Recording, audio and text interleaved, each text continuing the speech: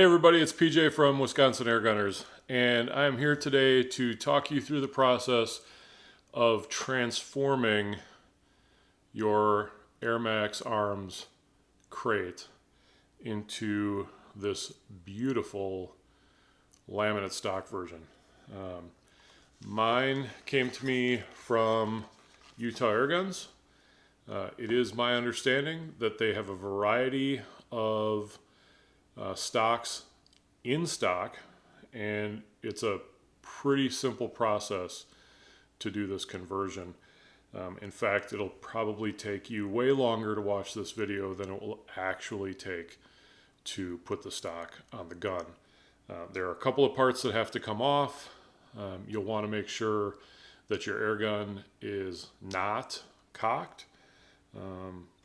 but really that's about it. Let's talk about a few things that you should probably know. It uses the same butt pad. That doesn't change. You do get in my case, call it salt and pepper or whatever, the gray laminate.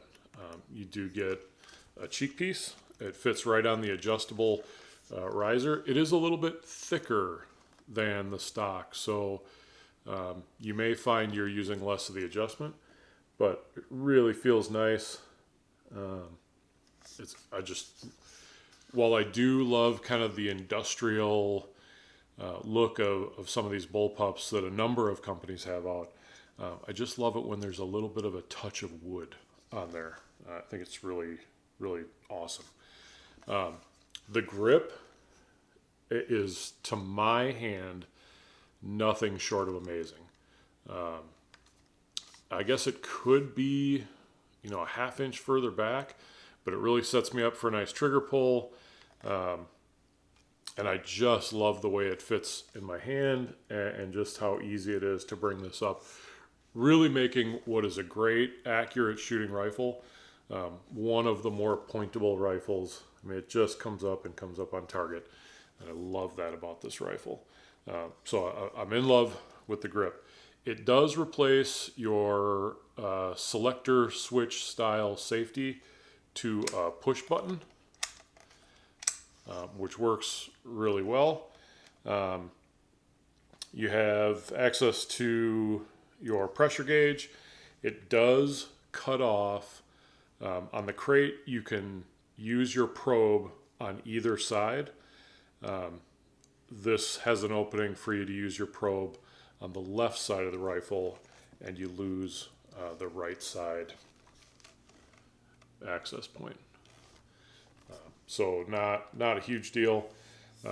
You get this cradle under the bottle, and then there is what I'm reasonably certain is what some people call an on-shoots rail, or UIT or AIT, kind of a T-lock style of space that allows you to put a variety of different things in there.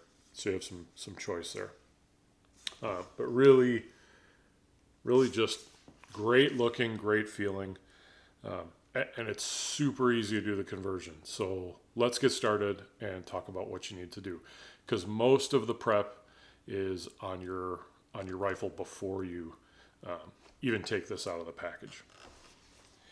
AirMaks uses a lot of Torx screws. So in order to do this, you are going to need a Torx wrench.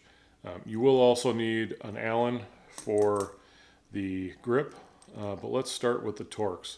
So the first thing to do is remove the selector switch, and you simply unscrew that.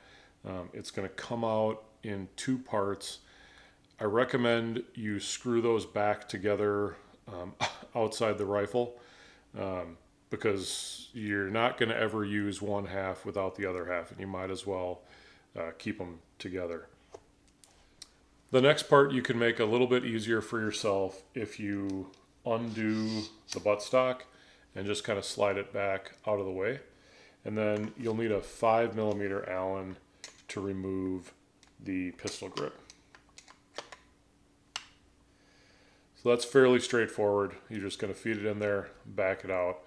I do recommend, once you have it off, leaving the bolt because your stock comes with its own bolt. Leave that in there and then slide this cap back in, because you have this kind of like encapsulated hollow hand grip on your crate. That keeps that bolt in there and less likely that you're going to lose it later. I would take this and I would put this along with the selector switch someplace very safe so it's all together in case you want to convert it back. Once you have the buttstock off, you're going to go back to your friendly T10 Torx bit and you're going to undo this screw that's right here, and it kind of covers, I don't know, the belly of the gun. Under here you're going to find the linkage for the trigger mechanism. So you don't have to do anything internally with anything. You just have to take this off so that you can put the stock on. So there's only one screw holding that on. Only after you have the pistol grip off will you be able to find the 4 screws that hold the bottom of the trigger guard as well as the pick rail on.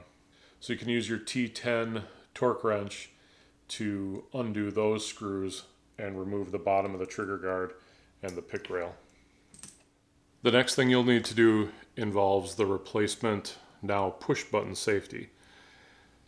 I'll repeat this later, but this is going to go in the gun from the left to the right.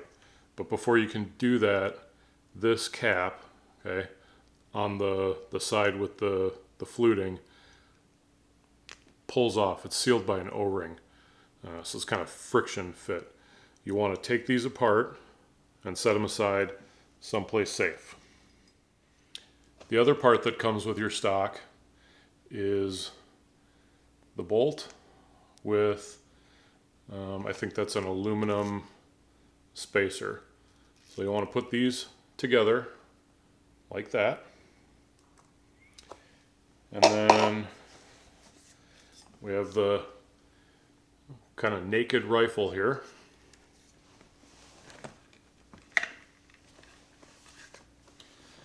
Simply a matter of guiding one onto the other and then dropping that bolt through the hole in the bottom and using your 5mm Allen to tighten it all together.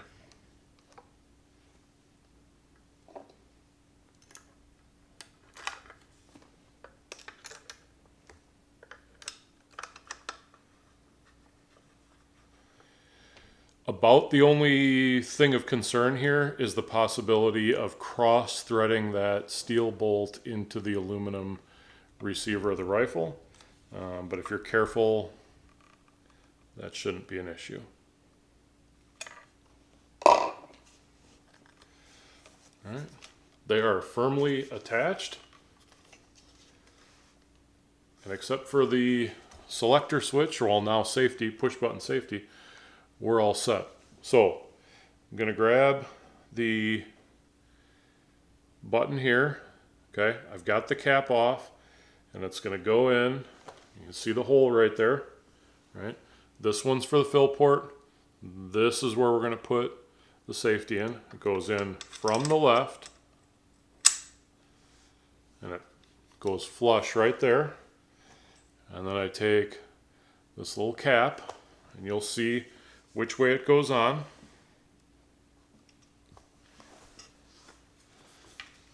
So I'm going to hold from the back and pop it in from the right. And now I have a push button safety. I've got a red ring on the left hand side of the rifle. When it's red, I can pull that trigger. When it's pushed in, I got nothing. So very functional push bar safety. I got a spot right here where I can use my probe to fill the rifle. And not that this rifle was lacking anything before, but I think it's something more now. I guess it's possible that you might have questions on this install or other things related to the crate. If I don't know the answers, I know some people and I can try to get those answers for you. So if you have any questions or comments, please put them below. Positive feedback is absolutely always welcome, and I do try to get back to everybody who takes time to leave a comment. I hope you found this informational, and if you're wondering whether this is a good upgrade for the crate, I would absolutely say it is. Until the next video, everybody, shoot safe, shoot straight, and I'll see you around.